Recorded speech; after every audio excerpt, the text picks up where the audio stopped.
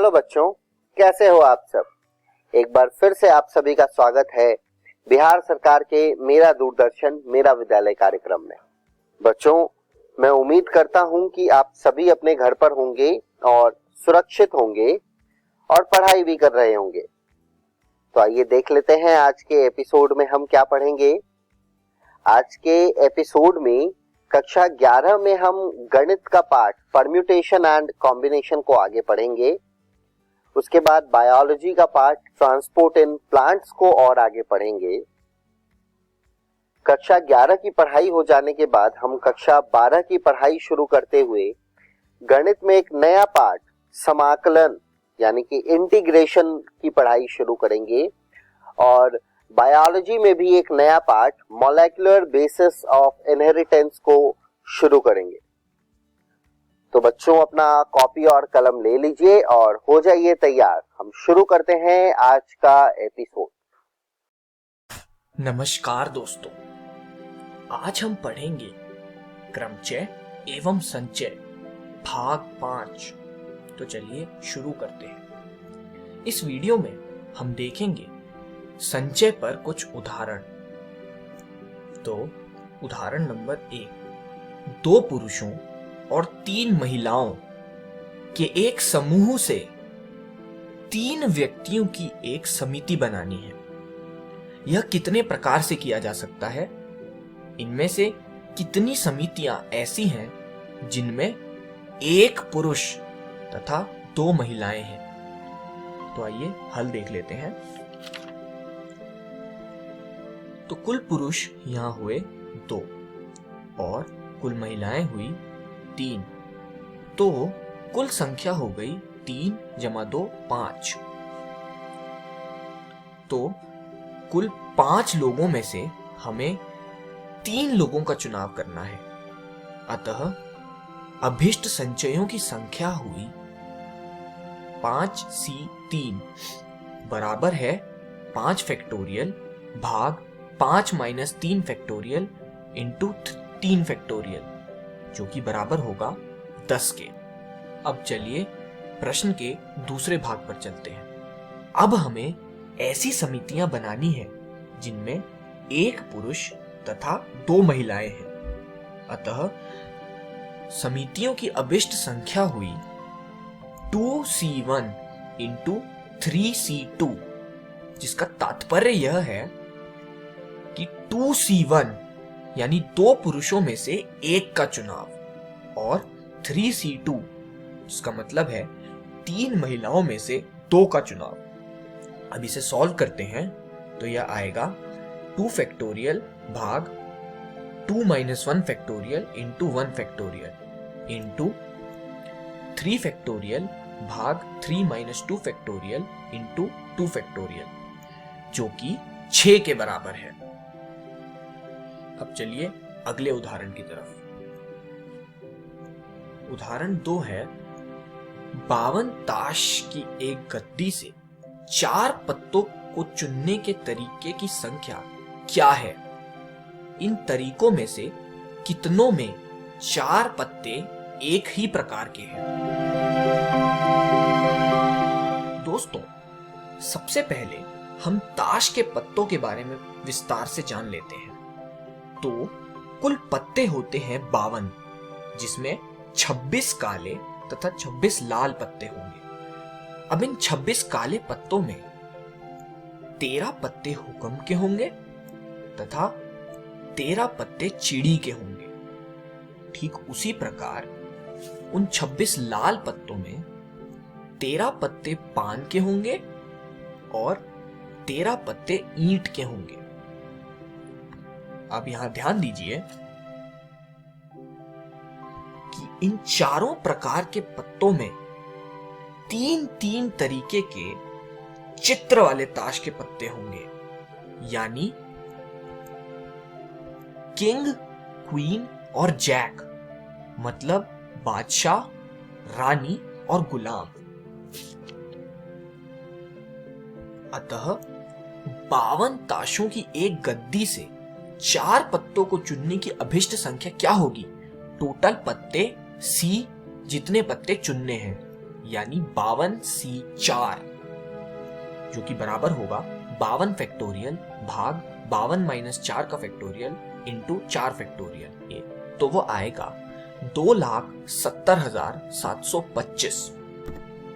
अब प्रश्न में हमसे पूछा गया है कि जब 4 पत्ते एक ही प्रकार के हों, यानी 4 पत्तों को चुनने की संख्या हुई 13C4 जब हमने 4 पत्ते हुक्म के लिए हों, और 4 पत्ते चुनने की संख्या जब हमने 4 पत्ते चिड़ी के लिए हों, उसी प्रकार जब हमने 4 पत्ते पान के लिए हों, और जब 4 पत्ते ईंट के लिए हों, तो कुल संख्या इन सभी का योग होगा, यानी 13C4 जमा 13C4 जमा 13C4 जमा 13C4 बराबर 4 गुना 13C4, जो कि बराबर है 2860 के।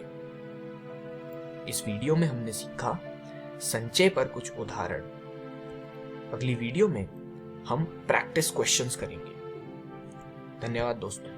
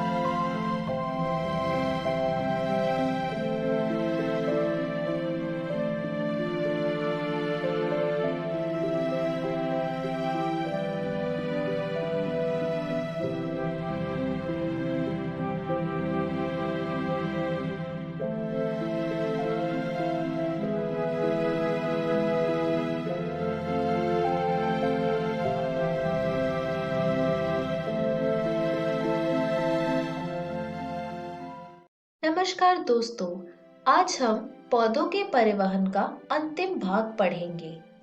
इस वीडियो में हम पढ़ेंगे खजिन आयनों का उत्ग्रहण एवं संचरण, फ्लोएम परिवहन, दाब प्रवाह या सामूहिक प्रवाह परिकल्पना, खनिज आयनों का उत्ग्रहण एवं संचरण। पौधे अपनी कार्बन एवं अधिकतर ऑक्सीजन की आवश्यक मात्रा वातावरण से उपलब्ध कार्बन डाइऑक्साइड से प्राप्त करते हैं। हालांकि उनके शेष पोषण की आवश्यकता हाइड्रोजन हेतु मृदा से प्राप्त खनिज तथा जल से पूरी होती है। जल के समान सभी खनिज तत्व जड़ों द्वारा निष्क्रियता विधि द्वारा अवशोषित नहीं किए जा सकते। इसके लिए 2 कारक जिम्मेदार होते हैं। पहला है मृदा के अंदर खनिज का आवेशित रूप में रहना, जो कि कोशिका भित्ति को पार नहीं कर सकते, और मृदा के अंतर्गत खनिज की सांद्रता जड़ों के अंदर की सांद्रता से प्राय कम होती है। इसीलिए अधिकतर खनिज जड़ों में ब्रह्मत्वचा कोशिकाओं की कोशिका द्रव्य में सक्रिय अवशोषण के द्वारा प्रवेश करते हैं इसमें एटीपी के रूप में ऊर्जा की आवश्यकता होती है। मूल रोग कोशिका की झिल्ली में पाए जाने वाले विशिष्ट प्रोटीन आयन को मृदा से सक्रिय पंप द्वारा ब्राह्म त्वचा की कोशिकाओं के कोशिका द्रव्य में भेजते हैं। सभी कोशिकाओं की भांति अंतः त्वचा में भी कोशिका की झिल्ली में कई परिवहन प्रोटीन पाए जाते हैं। वे कुछ विलेय को झिल्ली के आर पार आने जाने देते हैं, लेकिन अन्य को नहीं। आयन का सक्रिय उत्ग्रहण मूल में जल विभव प्रवणता के लिए अंशतः जिम्मेदार होता है। अतः परासरण द्वारा जल के प्रवेश के लिए भी कुछ आयन ब्रह्म त्वचा कोशिका में निष्क्रिय रूप से भी संचलन करते हैं। मूल रोम कोशिका की झिल्ली में पाए जाने वाले विशिष्ट प्रोटीन आयन को मृदा से सक्रिय पंप द्वारा बाह्य त्वचा की कोशिकाओं की कोशिका द्रव्य में भेजती है। सभी कोशिकाओं की भांति अंतः त्वचा में भी कोशिका की झिल्ली में परिवहन प्रोटीन पाए जाते हैं। वे कुछ विलेय को झिल्ली के आर पार आने जाने देते हैं, लेकिन अन्य को नहीं। खनिज आयनों का उत्ग्रहण अंतः त्वचा की कोशिकाओं के परिवहन प्रोटीन नियंत्रण बिंदु होते हैं, जहां पौधे विलेय की मात्रा एवं प्रकार को जाइलम में पहुंचाते हैं तथा समायोजित करते हैं। खनिज आयनों का स्थानांतरण जब आयन सक्रिय या निष्क्रिय उत्ग्रहण से या फिर दोनों ही सम्मिश्रित प्रक्रिया के माध्यम से जाइलम में पहुंच जाते हैं, तब उनका परिवहन पादप तने एवं सभी भागों तक वाष्पोत्सर्जन प्रवाह के माध्यम से होता है। खनिज तत्वों के लिए मुख्य कुंड पौधों की वृद्धि का क्षेत्र होता है, जैसे कि भंडारण अंग, तरुण पत्तियां, विकासशील फूल, फल एवं बीज और शिखाग्र एवं पार्श्व विभाज्योतिक। जो पदार्थ प्राय त्वरित संचारित या संगठित होते हैं वे हैं फास्फोरस, सल्फर, नाइट्रोजन और पोटेशियम।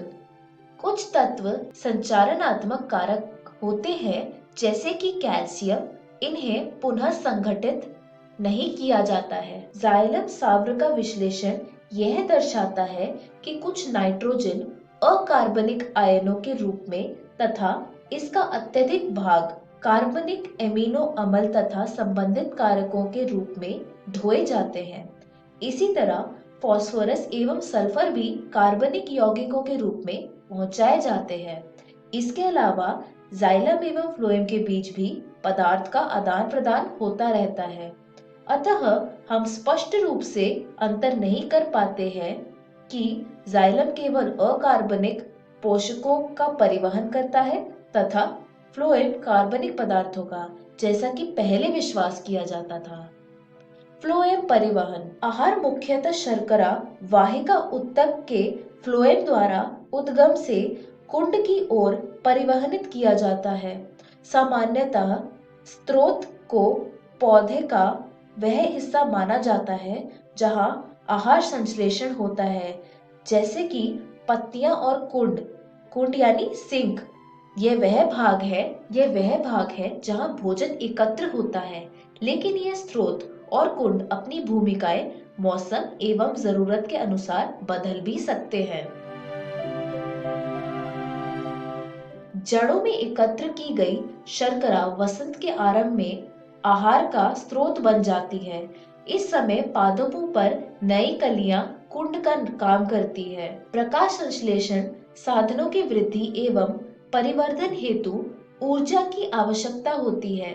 चूंकि स्रोत और कुंड का संबंध परिवर्तनशील है, अतः गति की दिशा ऊपर या नीचे की ओर अर्थात दो तरफा हो सकती है।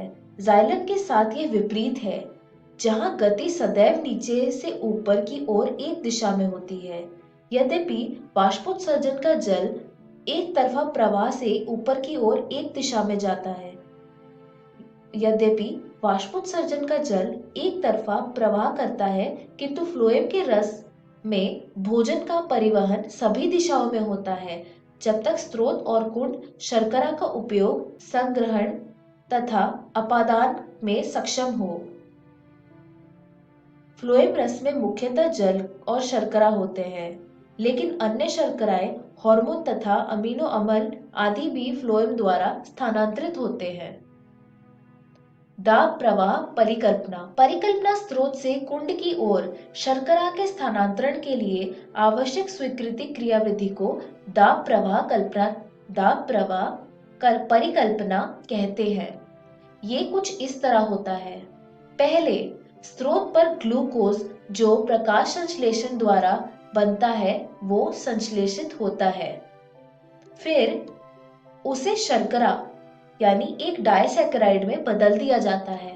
फिर यह शर्करा सखी कोशिकाओं में तथा बाद में सक्रिय परिवहन द्वारा जीवंत फ्लोएम चालान नलिका कोशिका में संचरित होती है। फिर स्रोत पर लादन यानी लोडिंग होती है कि यह प्रक्रिया लोडिंग की प्रक्रिया होती है। इसमें फ्लोएम में एक अतिपरासारी अवस्था को पैदा करती है। फिर निकटवर्ती जाइलम जल परासरण के द्वारा फ्लोएम में चला जाता है। उसके बाद परासरणी दाब यानी ऑस्मोटिक प्रेशर उत्पन्न होता है। जब परासरणी दाब फ्लोएम में बनता है तो फ्लोएम रस निम्न दाब के क्षेत्र में चला जाता है। कुंड पर परासरणी दबाव निश्चित रूप से इस समय घटना चाहिए। फ्लोएम रस से शर्करा को बाहर करने तथा उस कोशिका तक एक जहां शर्करा ऊर्जा स्टार्च या सेलुलोज में बदल दी जाती है, ले जाने के लिए सक्रिय परिवहन आवश्यक होता है। जैसे ही शर्कराएं हटती है, परासरणी दाब घटता है और जल फ्लोएम से चला आता है। इस वीडियो में हमने सीखा खजिन आयनों का उद्ग्रहण एवं संचरण, फ्लोएम परिवहन, दाब प्रवाह या सामूहिक प्रवाह परिकल्पना, और इस तरह हमारा पौधों में परिवहन अध्याय समाप्त होता है। धन्यवाद।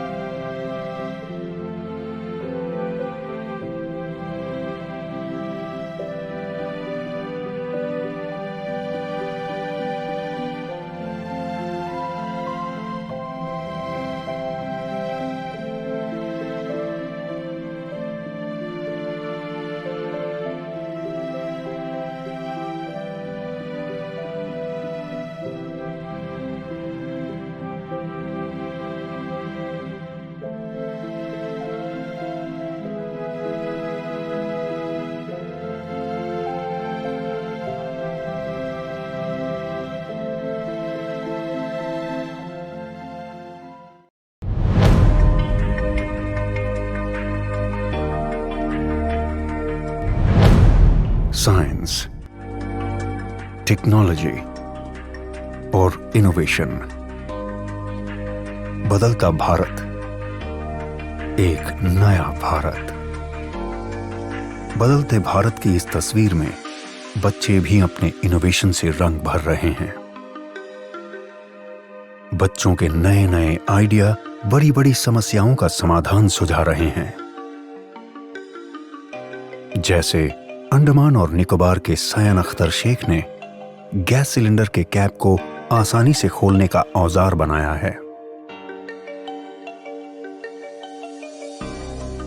और मध्य प्रदेश की रहने वाली सुलोचना काकोडिया ने एक अनोखी ऑटोमेटिक टॉयलेट क्लीनिंग मशीन बनाई है।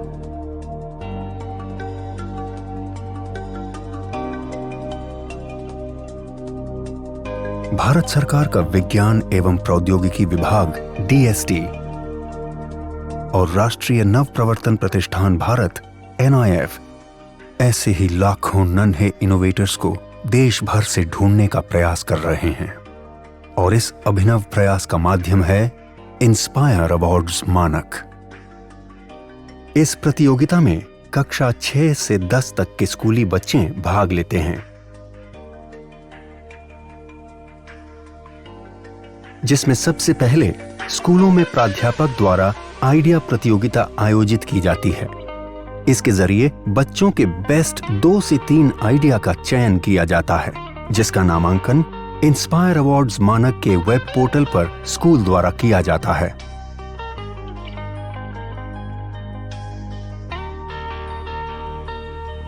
प्रतियोगिता में देश भर से लाखों विचारों को एकत्र किया जाता है। फिर 1 लाख सर्वश्रेष्ठ विचारों का चयन कर उन्हें प्रोटोटाइप बनाने के लिए 10,000 रुपए की आर्थिक सहायता दी जाती है।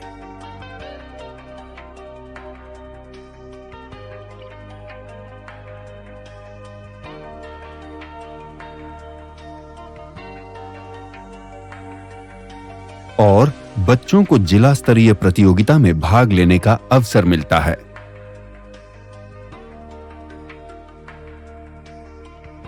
इसके बाद 10,000 आइडिया को राज्य स्तरीय प्रदर्शनी में भाग लेने का मौका मिलता है, जहां से श्रेष्ठ 1000 आइडिया को राष्ट्र स्तरीय प्रतियोगिता के लिए चयनित किया जाता है। इन आइडिया के प्रोटोटाइप को बेहतर बनाने के लिए NIF देश के विभिन्न तकनीकी संस्थानों के सहयोग से मेंटरिंग वर्कशॉप के जरिए विद्यार्थियों को मदद और तकनीकी सलाह उपलब्ध कराता है।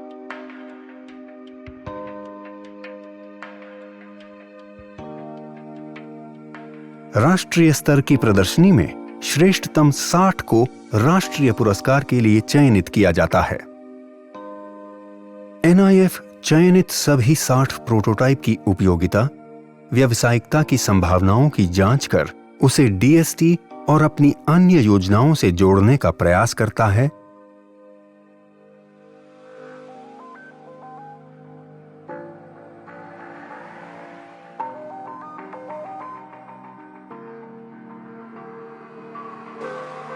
तथा वार्षिक festival of innovation and entrepreneurship में उनकी प्रतिभागिता कराता है।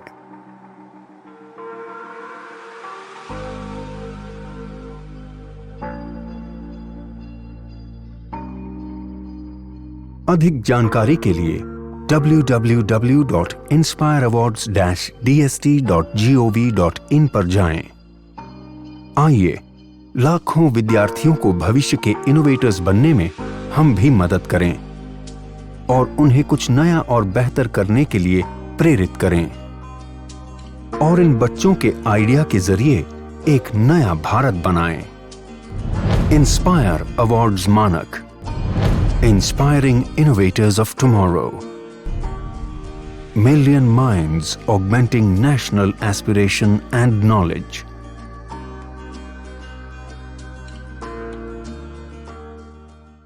नमस्कार दोस्तों, आज हम कक्षा 12वीं की गणित का अध्याय 7 पढ़ने वाले हैं, जिसका नाम है समाकलन। इस अध्याय को दोस्तों हमने 10 भागों में बांटा है। आज हम इस अध्याय का भाग 1 पढ़ने वाले हैं।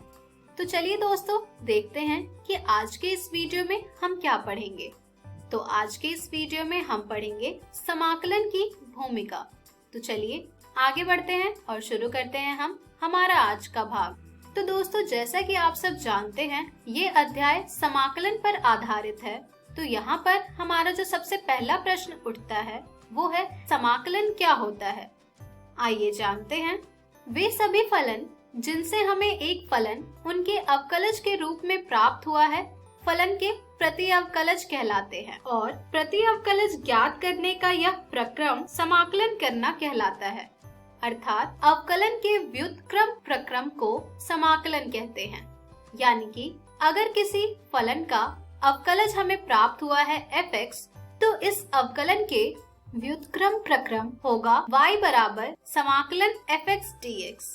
आइए जानते हैं अब कि ये जो y बराबर समाकलन fx dx है, ये सभी क्या है। तो ये जो y बराबर समाकलन fx dx है, इसमें ये जो समाकलन fx dx है, ये कहलाता है हमारा फलन f का x के सापेक्ष समाकलन। इसके बाद हमारा जो ये fx है, ये कहलाता है समाकल्य। इसके बाद ये जो हमारा x है, ये कहलाता है समाकलन का चर। इसके बाद f का समाकलन कहलाता है एक फलन f जिसके लिए f' बराबर है fx के। इसी प्रकार से समाकलन का अचर कहलाता है कोई भी वास्तविक संख्या जिसे अचर फलन कहते हैं। तो दोस्तों, ये थी थोड़ी बहुत जानकारी समाकलन पर आधारित। चलिए कुछ और जानकारी प्राप्त करते हैं समाकलन पर। तो दोस्तों, यहाँ तक आपने ये सीखा कि समाकलन fx dx बराबर होगा fx योग c के। आइए अब ये जानते हैं हम कि यहाँ पर हम योग c क्यों लिखते हैं। यदि आपसे कहा जाए कि अवकलज ज्ञात करने का x घन का, तो ये जब आप ज्ञात करेंगे तो आपको क्या प्राप्त होगा। दोस्तों, जब आप इसका अवकलज ज्ञात करेंगे तो आपको प्राप्त होगा ये 3 गुने x वर्ग। इसी प्रकार से अगर आपको अवकलज ज्ञात करने को कहा जाए x घन घटा 100 का, तो इसका अवकलन जब आप प्राप्त करेंगे तो आपको प्राप्त होगा 3 गुने x की घात 2। इसी प्रकार से अगर आपको कहा जाए अवकलज ज्ञात करने का x घन घटा 30 का, तो इसका भी जब आप अवकलन ज्ञात करेंगे तो आपको प्राप्त होगा ये 3 गुने x की घात 2। यानी कि इन सभी फलन के जब आप अवकलज ज्ञात करेंगे तो आपको 3 गुने x की घात 2 ही प्राप्त होगा। लेकिन आपको दिख रहा होगा कि किसी किसी फलन में कुछ अचर संख्याएं हैं जो जुड़ रही हैं या घट रही हैं। तो दोस्तों, इन संख्याओं के लिए हम समाकलन में प्रयोग करते हैं अचर संख्या का, जो कि है c। तो दोस्तों, जब हम समाकलन ज्ञात करेंगे 3 गुने x की घात 2 dx का, तो यहाँ पर समाकलन ज्ञात करने के बाद हम उसमें एक अचर संख्या जोड़ेंगे जो कि होगी c, और समाकलन 3 गुने x की घात 2 dx का हमें प्राप्त होगा x घन योग c, और ये c कहलाएगा हमारा समाकलन अचर। चलिए दोस्तों, ये थी जानकारी समाकलन अचर के बारे में। अब हम आगे बढ़ते हैं और देखेंगे कुछ सूत्रों को जिनका प्रयोग आपने अवकलज ज्ञात करने में जरूर किया है। उसके बाद इन सूत्रों के संगत हम किस प्रकार से समाकलन के प्रामाणिक सूत्रों को तुरंत लिख सकते हैं, ये हम देखेंगे। तो चलिए देखते हैं हम उन सूत्रों को। जैसा कि आप सब जानते हैं, समाकलन fx dx बराबर होता है fx योग c के। c अर्थात समाकलन अचर। तो जब आपसे अवकलज ज्ञात करने को कहा जाए x की घात n योग 1 बटे n योग 1 के, तो आपको क्या प्राप्त होता है। यहाँ पर आपको प्राप्त होता है x की घात n। तो दोस्तों, इसी प्रकार से अगर आपसे ये कहा जाए कि समाकलन x की घात n dx किसके बराबर होगी, तो ये भी आप आसानी से बता सकते हैं, जो कि बराबर होगी x की घात n योग 1 बटे n योग 1 योग c के। लेकिन यहाँ पर हमें ये ध्यान देना होगा कि हमारा n जो होगा वो घटा 1 के बराबर नहीं होगा। तो दोस्तों, ये अवकलज ज्ञात करने का एक मुख्य सूत्र था जिसका आप प्रयोग करते हैं। यहाँ पर आपने देखा कि किस प्रकार से हमने इसका समाकलन भी ज्ञात किया। चलिए कुछ और सूत्र हैं जिनका भी हम समाकलन ज्ञात करेंगे इसी प्रकार से। जैसा कि आप सब जानते हैं, sin x का अवकलज बराबर होता है cos x के। इसी प्रकार से अगर आपसे कहा जाए cos x dx का समाकलन ज्ञात करने का, तो वो क्या आ जाएगा? वो आ जाएगा sin x योग c। इसी प्रकार से जब आप घटा cos x का अवकलन ज्ञात करेंगे तो वो आपको प्राप्त होगा sin x। और इसी प्रकार से जब आप sin x dx का समाकलन करेंगे तो आपको प्राप्त होगा घटा cos x योग c। इसी प्रकार से जब आप tan x का अवकलन ज्ञात करेंगे तो आपको प्राप्त होता है sec वर्ग x। और इसी प्रकार से जब आप sec वर्ग x dx का समाकलन ज्ञात करेंगे तो आपको प्राप्त होगा tan x योग c। इसी प्रकार से दोस्तों जब आप घटा cot x का अवकलन ज्ञात करेंगे तो आपको प्राप्त होगा cosec वर्ग x। और जब आप इसका समाकलन ज्ञात करेंगे जो कि होगी cosec वर्ग x dx की, तो आपको यहाँ पर प्राप्त होगा घटा cot x योग c। इसी प्रकार से जब आप sec x का अवकलज ज्ञात करेंगे तो आपको प्राप्त होता है sec x tan x। और जब आप sec x tan x dx का समाकलन ज्ञात करेंगे तो आपको प्राप्त होगा sec x योग c। इसी प्रकार से जब आप घटा cosec x का अवकलज करते हैं तो आपको प्राप्त होता है cosec x गुने cot x। और जब आप cosec x cot x dx का समाकलन करेंगे तो आपको प्राप्त हो जाएगा घटा cosec x योग c। तो दोस्तों इस प्रकार से आपने देखा कि कैसे हम अवकलज के सूत्रों का प्रयोग करके समाकलन के प्रमाणिक सूत्र तुरंत लिख सकते हैं। इसके कुछ और उदाहरण भी हैं, आइए देखते हैं अब हम उन्हें। साइन प्रतिलोम x का जब आप अवकलज ज्ञात करते हैं तो आपको प्राप्त होता है 1 वर्गमूल 1 घटा x की घात 2। इसी प्रकार से जब आप समाकलन ज्ञात करेंगे 1 वर्गमूल 1 घटा x की घात 2 dx का, तो आपको प्राप्त होगा साइन प्रतिलोम x योग c। इसी प्रकार से आप cos प्रतिलोम x का भी ज्ञात कर सकते हैं अवकलज, और समाकलन ज्ञात कर सकते हैं 1 वर्गमूल 1 घटा x की घात 2 dx का, जो कि आएगा घटा cos प्रतिलोम x योग c। इसी प्रकार से जब आप tan प्रतिलोम x का अवकलज ज्ञात करते हैं तो आपको प्राप्त होता है 1/1 योग x की घात 2। और जब आप समाकलन ज्ञात करेंगे 1/1 योग x की घात 2 dx का, तो आपको प्राप्त होगा ये tan प्रतिलोम x योग c। इसी प्रकार से प्रतिलोम त्रिकोणमितीय फलन के आप अवकलज ज्ञात कर सकते हैं तथा उनके समाकलन भी ज्ञात कर सकते हैं। चलिए अब हम बढ़ते हैं कुछ और सूत्रों की ओर, जो कि है यदि आपको कहा जाता है e की घात x का अवकलज ज्ञात करने के लिए, तो दोस्तों वो आपको प्राप्त होता है e की घात x। इसी प्रकार से अगर आपसे कहा जाए e की घात x dx का समाकलन ज्ञात करने के लिए, तो दोस्तों यहाँ पर भी आपको प्राप्त होगा ये e की घात x योग c। इसी प्रकार से जब आप log x का अवकलज ज्ञात करते हैं तो आपको प्राप्त होता है 1/x। और जब आपसे 1/x dx का समाकलन ज्ञात करने को कहा जाए तो वो क्या आ जाएगा आपका? वो भी आ जाएगा log x योग c। इसी प्रकार से जब आप a की घात x बटे log a का अवकलज ज्ञात करते हैं तो आपको प्राप्त होता है ये a की घात x। इसी प्रकार से अगर आपसे समाकलन ज्ञात करने को कहा जाए a की घात x dx का, तो दोस्तों ये आ जाएगा आपका a की घात x बटे log a योग c।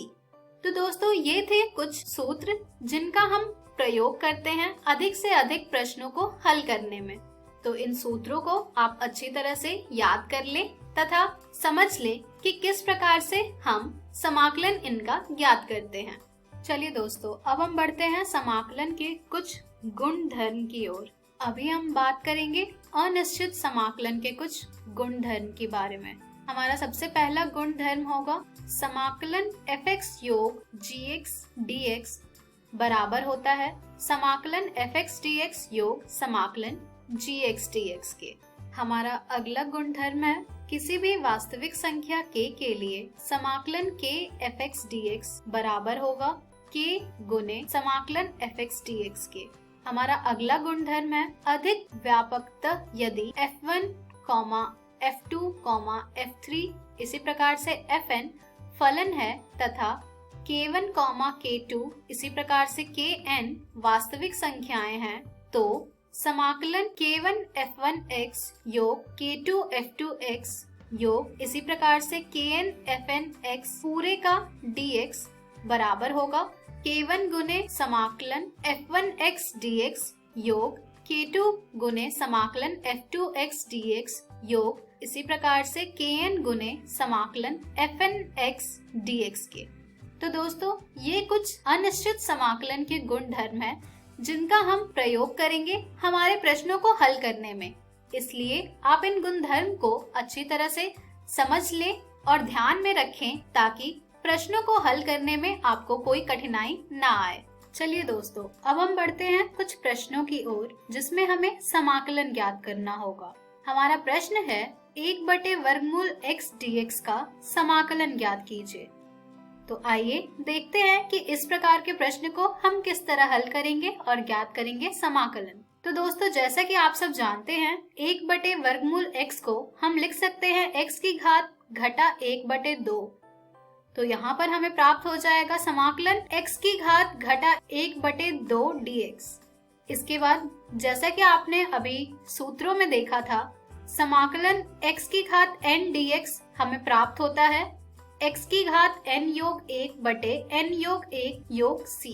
तो दोस्तों, इसी प्रकार से हमें यहाँ पर प्राप्त हो जाएगा समाकलन x की घात 1/2 dx बराबर x की घात घटा 1/2 योग 1 बटे घटा 1/2 योग 1, जिसे हम और हल करेंगे तो हमें प्राप्त हो जाएगा x की घात घटा 1 योग 2/2 बटे घटा 1 योग 2/2, जिसे हम और हल करेंगे तो यहाँ से हमें प्राप्त हो जाएगा x की घात 1/2 बटे 1/2। यहाँ से हमें प्राप्त हो रहा है ये 2 गुने x की घात 1/2 अर्थात 2 गुने वर्गमूल x योग c। तो दोस्तों, जब हम समाकलन ज्ञात करेंगे 1/वर्गमूल x dx का, तो वो हमें प्राप्त होगा 2 गुने वर्गमूल x योग c। तो देखा आपने कि किस प्रकार से हम समाकलन ज्ञात करते हैं।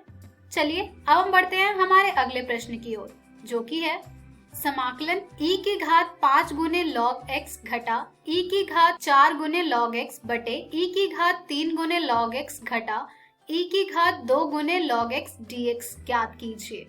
तो दोस्तों, ये प्रश्न आपको देख करके बहुत ही बड़ा सा लग रहा होगा, लेकिन ये प्रश्न का हल बहुत ही आसान है। आइए देखते हैं कि इस प्रकार के प्रश्न को हम किस तरह हल करेंगे। तो दोस्तों, e की घात 5 गुने log x घटा e की घात 4 गुने log x बटे e की घात 3 गुने log x घटा e की घात 2 गुने log x को हम लिख सकते हैं e की घात log x की घात 5 घटा e की घात log x की घात 4 बटे e की घात log x की घात 3 घटा e की घात log x की घात 2 dx। अब आप सोच रहे होंगे कि ऐसा हमने कैसा किया है। तो जब आप log का सूत्र याद रखेंगे तो आपको प्राप्त होगा वहां से कि p गुने log x को हम लिख सकते हैं log x की घात p। वही हमने यहाँ पर किया है और प्राप्त किया है। चलिए अब हम बढ़ते हैं हमारे अगले चरण की ओर, जो कि होगी समाकलन x की घात 5 घटा x की घात 4 बटे x की घात 3 घटा x की घात 2 dx। अब आप सोच रहे होंगे कि ये हमने कैसे लिख दिया। तो दोस्तों, log फलन का एक और सूत्र होता है, जो कि है कि अगर हमें log x की घात p दिया हुआ है तो उसे हम लिख सकते हैं बराबर x की घात p के। वही चीज हमने यहाँ पर भी करी है। तो हमें यहाँ पर प्राप्त हो रहा है e की घात log x की घात 5 घटा e की घात log x की घात 4 बटे e की घात log x की घात 3 घटा e की घात log x की घात 2 dx बराबर समाकलन x की घात 5 घटा x की घात 4 बटे x की घात 3 घटा x की घात 2 dx। अब यहाँ से ये प्रश्न बहुत ही आसान सा हो गया है। चलिए बढ़ते हैं इसके अगले चरण की ओर, जिसमें हम यहाँ पर अब उभयनिष्ठ लेंगे। अंश में हमने उभयनिष्ठ लिया है x की घात 4 का और हर में हमने उभयनिष्ठ लिया है x की घात 2 का। तो हमें प्राप्त हो रहा है समाकलन x की घात 5 घटा x की घात 4 बटे x की घात 3 घटा x की घात 2 dx बराबर समाकलन x की घात 4 गुने x घटा 1 बटे x की घात 2 गुने x घटा 1 dx।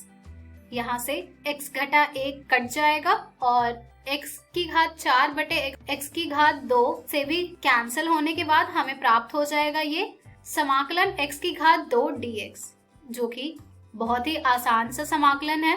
यहाँ से हमें प्राप्त हो जाएगा समाकलन x की घात 2 dx बराबर x की घात 3/3 योग c। तो दोस्तों देखा आपने कि किस तरह हम फलन के सूत्रों का प्रयोग करके प्रश्नों को हल करके और उसके समाकलन ज्ञात करते हैं। तो दोस्तों इसी के साथ हमारा ये वीडियो समाप्त होता है। इस वीडियो पर आधारित प्रश्न आपको आपकी NCERT बुक में मिल जाएंगे, जिन्हें आप जरूर हल करें। तो दोस्तों आज के इस वीडियो में हमने सीखा समाकलन की भूमिका। हम हमारी अगली वीडियो में जानेंगे समाकलन की विधियां। धन्यवाद।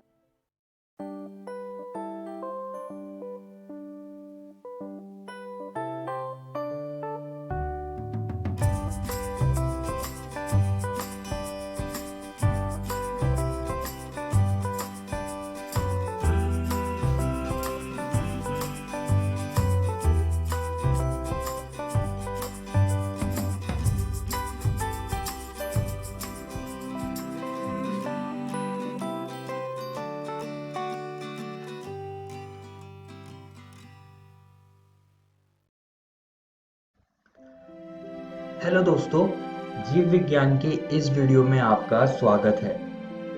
आज हम एक नया अध्याय शुरू करने जा रहे हैं जिसका नाम है वंशागति के आणविक आधार। इस वीडियो में हम इस अध्याय का परिचय, डीएनए और पॉलीन्यूक्लियोटाइड श्रृंखला की संरचना को समझेंगे। तो चलिए शुरू करते हैं। अब दोस्तों यहाँ तक हमको पता चल ही गया है कि कारक या जीन एक पीढ़ी से दूसरी पीढ़ी तक जाते हैं और इसका पता मेंडल ने लगाया था और इसका विश्लेषण भी उन्होंने किया था। इसके बारे में हम इससे पिछले अध्याय में पढ़ चुके हैं, लेकिन ना तो हमें जीन की संरचना के बारे में पता चला और ना ही हमें पता चला है कि ये किस चीज से बने हैं। तो इस अध्याय में हम न्यूक्लिक अम्लों के बारे में पढ़ेंगे, जिसमें कि ये सारे जीन्स होते हैं। तो इसमें जो सबसे पहला अम्ल है उसे हम कहते हैं डीएनए, यानी कि डीऑक्सीराइबो न्यूक्लिक अम्ल, और दूसरा है आरएनए, यानी कि राइबो न्यूक्लिक अम्ल। इन दोनों के बारे में हम इस अध्याय में चर्चा करेंगे। तो चलिए डीएनए से शुरू करते हैं। डीऑक्सीराइबो न्यूक्लिक अम्ल या डीएनए एक अणु है जो वंशानुगत सामग्री या आनुवंशिक निर्देशों को ले जाने के लिए जिम्मेदार है, जो पृथ्वी पर सभी प्रकार के जीवन की वृद्धि और विकास के लिए आवश्यक है। आइए दोस्तों अब जानते हैं कि डीएनए की खोज कैसे हुई। फ्रेडरिच मेस्टर ने 1869 में केंद्रक में मिलने वाले अम्लीय पदार्थ डीएनए की खोज की थी और फ्रेडरिच मेस्टर की आप तस्वीर यहाँ पर देख सकते हैं, और इन्होंने इसका नाम न्यूक्लियन दिया। और डीएनए की प्रसिद्ध द्विकुंडलीय संरचना को जेम्स वॉटसन और फ्रांसिस क्रिक ने प्रस्तुत किया था। तो ये चीज आप सभी को याद रखनी है। आइए दोस्तों अब डीएनए की कुछ और बातों पर चर्चा करते हैं। दोस्तों ये डीएनए का एक भाग है और यहाँ पर क्षार यानी कि बेस होता है। इसके बारे में हम इस वीडियो में आगे पढ़ेंगे। तो डीएनए की लंबाई को इसमें मिलने वाले न्यूक्लियोटाइड्स या क्षार युग्म यानी कि बेस पेयर से हम इनको पता कर सकते हैं और निर्भर होती है उन पर ये। न्यूक्लियोटाइड्स के बारे में भी हम इस वीडियो में आगे चर्चा करेंगे। और क्षार युग्मों से मेरा यहाँ पर मतलब ये है कि एक क्षार के साथ जो दूसरा क्षार जुड़ा होता है उसे हम क्षार युग्म यानी कि बेस पेयर्स कहते हैं, जैसा कि आप यहाँ पर तस्वीर में देख सकते हैं। अब दोस्तों हम कुछ जीवों को देखेंगे और उनके डीएनए में कितने न्यूक्लियोटाइड्स होते हैं उन पर भी हम चर्चा करेंगे। तो जैसे कि जो सबसे पहला उसे हम कहते हैं 5X174 जीवाणु भोजी, इसमें 5386 न्यूक्लियोटाइड्स होते हैं।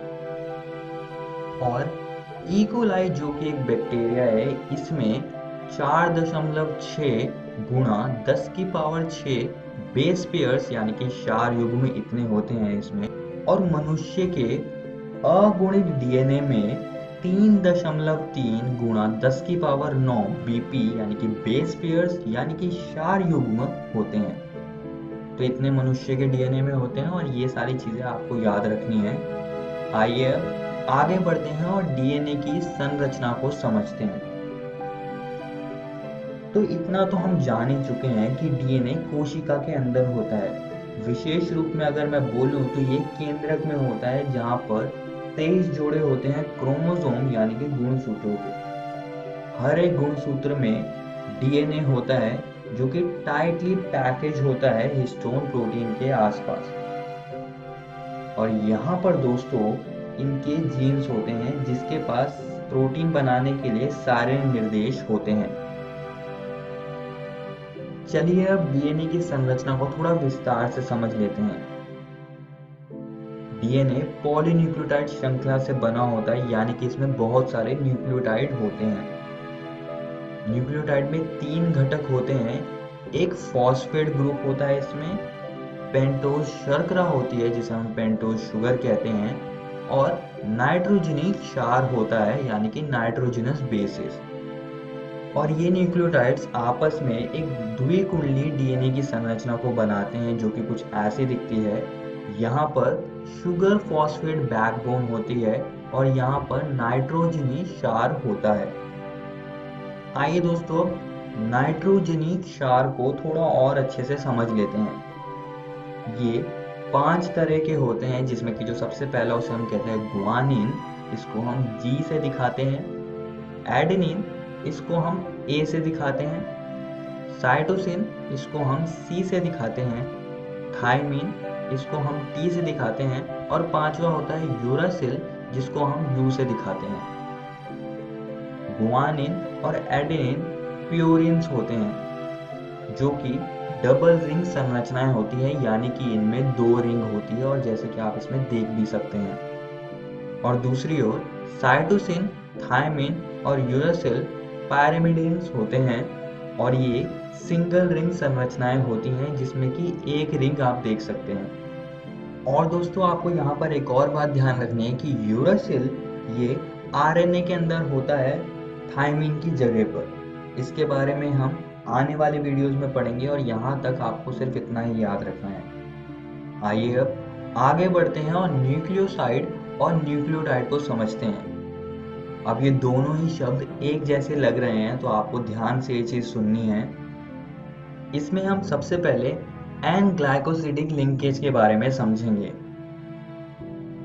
नाइट्रोजनी क्षार नाइट्रोजन ग्लाइकोसिडिक बंध द्वारा पेंटोज शर्करा से जुड़कर न्यूक्लियोसाइड बनाता है। तो इस बात से हमें ये पता चल रहा है कि न्यूक्लियोसाइड कैसे बनता है। इसमें नाइट्रोजनी क्षार एन ग्लाइकोसिडिक लिंकेज की मदद से पेंटोज शर्करा से जुड़ा होता है। तो इस स्ट्रक्चर को या इस संरचना को हम न्यूक्लियोसाइड कहते हैं, जिसमें कि नाइट्रोजनी क्षार होता है और पेंटोज शर्करा होती है। अब दोस्तों हम आगे बढ़ेंगे और फॉस्फोएस्टर लिंकेज को समझेंगे। जब फॉस्फेट समूह फॉस्फोएस्टर बंध द्वारा न्यूक्लियोसाइड से जुड़ा जाता है, तब संबंधित न्यूक्लियोटाइड्स का निर्माण होता है। जैसे कि डीएनए के केस में डीऑक्सी न्यूक्लियोटाइड्स होते हैं, और ये सारी चीजें उपस्थित शर्करा के प्रकार पर निर्भर रहती है। 2 न्यूक्लियोटाइड्स फॉस्फोडाइस्टर बंध द्वारा जुड़कर डाइन्यूक्लियोटाइड का निर्माण करता है। तो इस बात से हमें ये पता चल रहा है कि न्यूक्लियोटाइड कैसे बन रहा है। यहाँ पर न्यूक्लियोसाइड फॉस्फोएस्टर लिंकेज की मदद से फॉस्फेट ग्रुप से जुड़ा होता है और न्यूक्लियोटाइड का निर्माण करता है। तो इस संरचना को हम न्यूक्लियोटाइड कहेंगे। आइए अब आगे बढ़ते हैं और पॉलीन्यूक्लियोटाइड श्रृंखला को समझते हैं। तो ये डीएनए की पॉलीन्यूक्लियोटाइड श्रृंखला का एक भाग है। यहाँ पर फॉस्फोडाइस्टर बंध होता है जो कि फॉस्फोएस्टर लिंकेज की मदद से बनता है, और यहाँ पर ग्लाइकोसिडिक बंध होता है जो कि एन ग्लाइकोसिडिक लिंकेज की वजह से बनता है। और अगर आप यहाँ पर देखें तो ये नाइट्रोजनी क्षार हैं, और अगर आप इनको ध्यान से देखें तो ये एडेनिन और थायमिन आपस में जुड़ रहे हैं 2 हाइड्रोजन बॉन्ड की मदद से। और यहाँ पर गुआनिन और साइटोसिन आपस में जुड़ रहे हैं 3 हाइड्रोजन बॉन्ड की मदद से। और दोस्तों यहाँ पर 5 प्राइम किनारा होता है और यहाँ पर 3 प्राइम किनारा होता है। 5 प्राइम किनारे पर एक स्वतंत्र फॉस्फेट ग्रुप होता है और 3 प्राइम किनारे पर OH ग्रुप होता है। तो ये चीज़ आप सभी को याद रखनी है। आइए अब DNA अनुक्रम को समझते हैं। DNA अनुक्रम का मतलब है कि किस प्रकार न्यूक्लियोटाइड्स या क्षार DNA में लगे हुए हैं, DNA रज्जुक में लगे हुए हैं। तो यहाँ पर मैंने एक बात लिख दी, क्षार युग्मन यानी कि बेस पेयरिंग एक दूसरे के पूरक हैं। अब इस बात से हमें क्या पता चल रहा है? चलिए हम इसको एक उदाहरण से लेते हैं। यहाँ पर मैंने एक DNA रज्जुक का अनुक्रम लिख दिया है। तो अगर आप इसको ध्यान से पढ़ें, क्षार युग्मन एक दूसरे के पूरक हैं। तो इस बात से हम इसके दूसरे रज्जुक का अनुक्रम का हम पता लगा सकते हैं, उसकी हम कल्पना कर सकते हैं कि उसका सीक्वेंस या अनुक्रम क्या होगा। तो आप इसकी कल्पना कीजिए और इसको कॉपी में लिखने की कोशिश कीजिए। हाँ, तो इसके जो दूसरे रज्जुक का जो अनुक्रम होगा वो होगा ये, क्योंकि यहाँ पर लिखा है कि क्षार युग्मन एक दूसरे के पूरक हैं और हमको पता है कि एडेनिन थायमिन से हमेशा जुड़ता है और साइटोसिन गुआनिन से जुड़ता है। तो ऐसे करके हमने दूसरे DNA रज्जुक का अनुक्रम पता कर लिया है। और आप यहाँ पर एक और चीज देख सकते हैं कि दोनों श्रृंखला प्रति समानांतर ध्रुवणता वाली हैं। इसका मतलब है कि एक श्रृंखला की ध्रुवणता 5 प्राइम से 3 प्राइम की ओर होगी तो दूसरी की ध्रुवणता होगी 3 प्राइम से 5 प्राइम की ओर। तो ये चीज आप सभी को याद रखनी है। चलिए अब आगे बढ़ते हैं और सेंट्रल डोग्मा को समझते हैं। अगर मैं आपको सरल शब्दों में बताऊं तो जो DNA होता है वो अनुलेखन यानी कि ट्रांसक्रिप्शन की प्रक्रिया से mRNA में बदलता है और mRNA रूपांतरण यानी कि ट्रांसलेशन के प्रक्रिया से प्रोटीन का निर्माण करता है। लेकिन कुछ वायरसेस में रिवर्स ट्रांसक्रिप्शन भी होता है, जिसमें कि जो RNA है वो रिवर्स ट्रांसक्रिप्शन के प्रोसेस की वजह से DNA में वापस बदलता है। इस वीडियो में हमने DNA के बारे में बात करी, जिसमें कि हमने DNA की संरचना और इसकी पॉलीन्यूक्लियोटाइड श्रृंखला के बारे में चर्चा करी। और दोस्तों, मैं आप सभी को एक और बात बताना चाहता हूँ कि आज हमने आपकी NCERT किताब के ये 2 टॉपिक्स को ख़त्म कर लिया है। आप इनको ज़रूर घर से किताब से पढ़कर आइएगा। अगली वीडियो में हम DNA कुंडली का पैकेजिंग, आनुवंशिक पदार्थ की खोज और आनुवंशिक पदार्थ के गुणों के बारे में चर्चा करेंगे। धन्यवाद।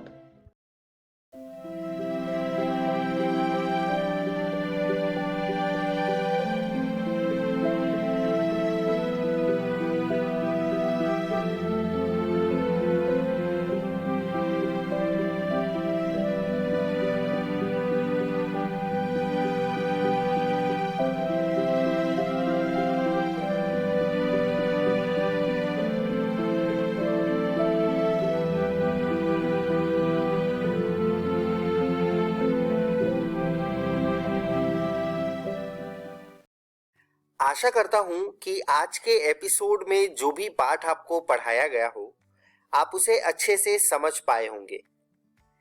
यदि कोई सवाल आपके मन में आया हो तो उसे उन्नयन ऐप पर आप पोस्ट करके अपने जवाब को जान सकते हैं, या फिर आप हमें ईमेल भी कर सकते हैं स्क्रीन पर दिए गए ईमेल आईडी पे। यह वीडियो BPC की वेबसाइट पर भी उपलब्ध है। वेबसाइट नोट कर लीजिए बच्चों, www.bepcssa.in। जब आप इस वेबसाइट पर जाएंगे तो डिजिटल लर्निंग वाले सेक्शन में जाकर आप इस वीडियो को देख सकते हैं। मिलते हैं बच्चों अगले एपिसोड में कुछ और रोचक पाठ के साथ। तब तक के लिए घर में रहिए, सुरक्षित रहिए और पढ़ते रहिए। बाय बाय बच्चों।